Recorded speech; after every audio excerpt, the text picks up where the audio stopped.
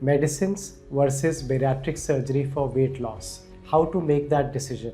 But ये एक decision है जो हम मिल के बैठ के डिस्कस करके बनाते हैं कि शुरुआत में आपके लिए क्या ऑप्शन बेटर रहेगा। Hello, I'm Dr. Vikas Singhal, a laparoscopic and robotic GI surgeon at Medanta Medicity Hospital. So today I want to discuss about medicines versus bariatric surgery for weight loss, how to make that decision. This is a very important decision.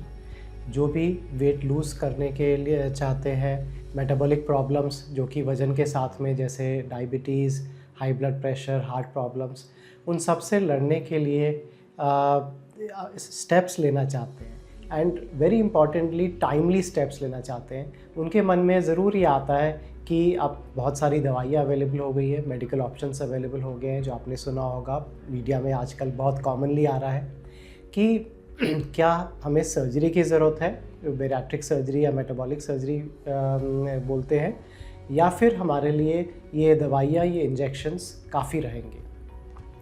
So this is a very important question that I want to address. When we think about this, the most important thing to understand is कि हर एक के लिए guidelines के हिसाब से हमारे recommendations थोड़ा different होते हैं।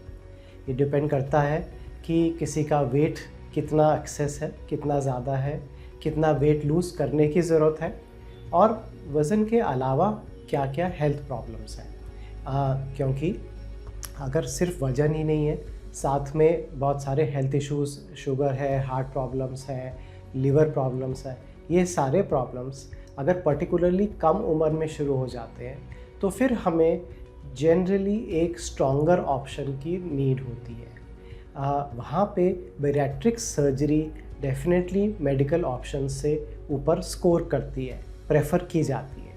सो जब आप इस डिसीजन के बारे में सोचना चाहते हैं, हमसे गाइडेंस लेते हैं, हम पर्टिकुलरली देखते हैं कि क्या आपकी डाइट कैसी है, आपका वेट कितना है, बीएमआई कितना है, बीएमआई जो बॉडी मास इंडेक्स होता है वो कितना है, और क्या क्या हेल्थ इश्यूज़ हैं, वज़न की वजह से क्या क्या हेल्थ प्रॉब्लम्स आ रही हैं। बेस्ड अपॉन दीज हम डिस्कस करते हैं कि आपके लिए बेस्ट ऑप्शन क्या रहेगा।